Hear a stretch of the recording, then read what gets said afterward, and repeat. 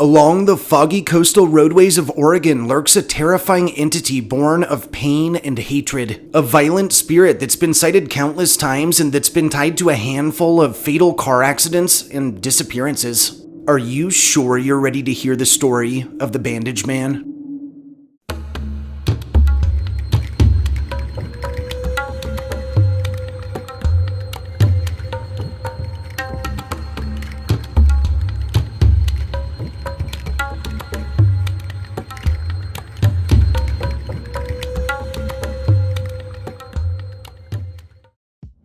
Of all of the coastlines that dot the United States, perhaps none is more mysterious or intriguing than that of the Oregon coast. A place where haunted lighthouses, Sasquatch sightings, and ghost ships are just a few of the paranormal phenomena that saturate the region. And of all of the Oregon coast's numerous urban legends, perhaps none is more chilling than that of the Bandage Man.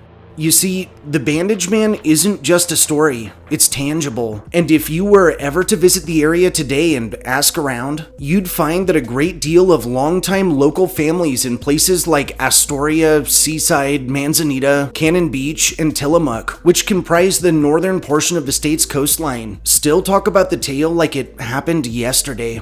As it's told, sometime from the 1930s through the 1950s, a prison bus carrying mentally unwell inmates convicted of murder or other seriously violent offenses was traveling Highway 101 right near Cannon Beach, when the driver failed to negotiate a turn and ended up rolling the vehicle off the road. Unfortunately for the bus's detained passengers, this driver was knocked unconscious in the rollover, and the crash caused the bus to catch fire. The blaze ended up consuming everyone on board, and by the time emergency responders got there, only one inmate was still breathing, and only barely. This man was unidentifiable due to the fact that over 95% of his body had been burned, and responders had no other choice than to wrap every inch of his skin in gauze like some creepy, blood-soaked mummy, before rushing him northbound towards the hospital in Astoria. Now, here's where things turn into pure nightmare fuel. Even though this inmate's eyes were burned right out of his head, he was likely in severe pain and probably couldn't hear much. It's said that he clawed out with his hands and repeatedly tried to pull responders in aggressively, and even managed to choke one man nearly to death before the others pulled him off and restrained his arms to the stretcher. While the responders did everything within their power to help the mortally wounded inmate, their efforts were ultimately not enough, and it's said that this man died and was resuscitated multiple times along the stretch, before finally succumbing to his injuries just as he reached the hospital.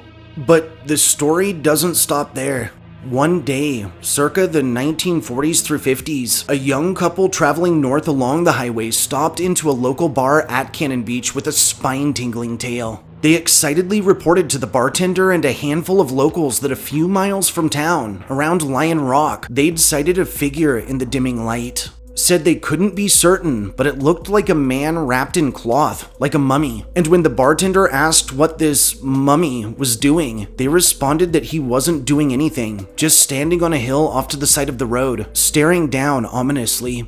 Now at first, the bartender and locals scoffed at this story, but over the next month, tales kept coming in. Reports of sightings of this Bandage Man, always standing on his hill, staring down at the road menacingly. Until one day, said reports took an alarming twist. One party swore they'd seen this thing lumbering down the hill angrily, and others later that they'd spied it off to the side of the road, stalking the forests, heading toward Cannon Beach. Over subsequent years, it seemed no location from Cannon Beach to Astoria was safe from Bandage Man sightings. And what's more, his behavior was getting more erratic, more violent. Through the summers, police ended up responding to numerous calls from campers who described sitting around their fires peacefully at night with their families and witnessing the Bandage Man appear suddenly from the darkness with a terrifying scream before disappearing just as quickly. Additionally, reports from the highway were coming in by the dozen and entailed incidents in which lone drivers nearly wrecked when the creature jumped into the beds of their trucks or out in front of them, or even materialized in the back seats of moving cars.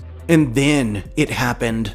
Through the 1960s and 70s, locals would start finding pets mutilated or half-eaten, and one high-profile account from 1972 actually detailed a jogger on a nearby beach who had accidentally dropped their dog's leash and rounded a bend to find the Bandage Man bent over their faithful canine companion, devouring it ravenously. And attacks weren't just limited to pets. Around the same time and some years later, teens who'd sneak out to lovers' lanes in the area would tell of the Bandage Man stalking their cars or even banging at their windows and doors trying to get in. And he was even linked to several disappearances and fatal accidents that transpired on clear days, on straight stretches, and that made no sense whatsoever bar involvement from this terrifying specter.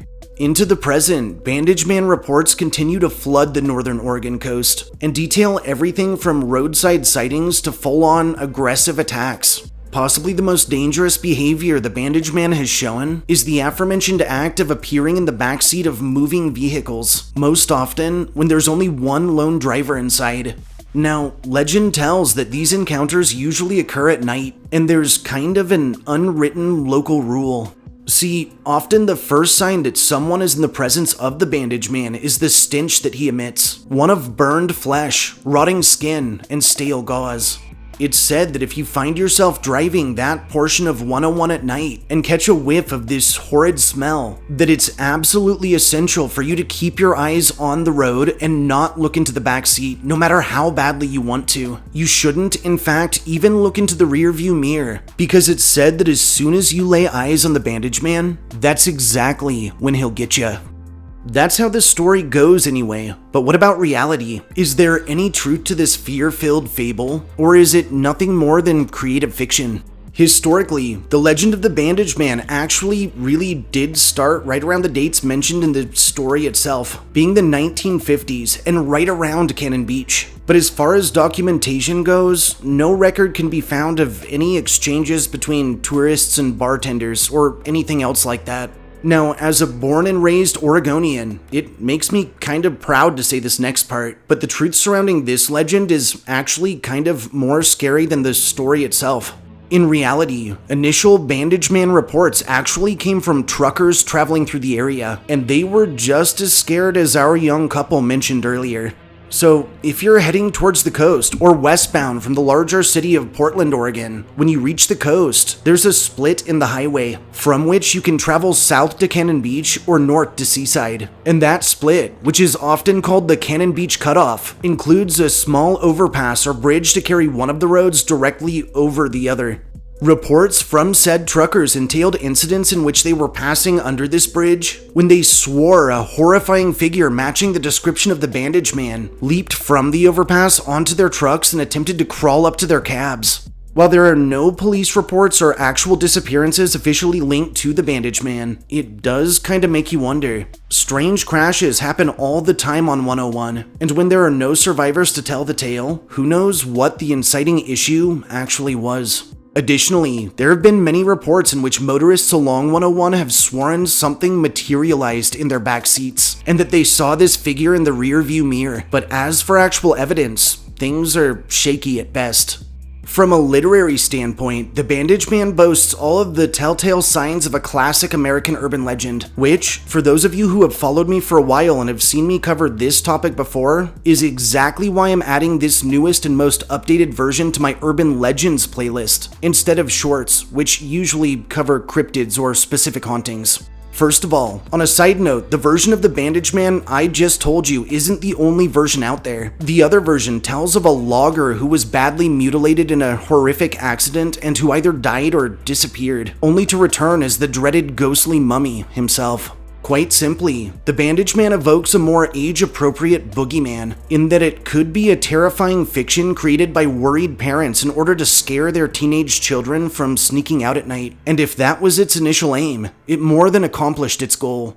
You know, I usually close out by saying something in regards to avoiding this creature or that fatal situation, but for this one, if you're anywhere other than that stretch of Oregon coastline, you're probably safe. Probably. However, if you do find yourself traveling 101 and hit a little beach town by the name of Cannon Beach near sundown, it's also probably best to get a warm room for the evening. The roads here can get dark at night, the fog can be blinding, and if you drive on through that darkness, as you use your favorite music or maybe call a friend to take your mind off of things, you're really only distracting yourself and delaying that inevitable burn scent, that shocking realization that someone else is in the car with you, and that sickening feeling and disgusting smell of warm, sour breath on the back of your neck.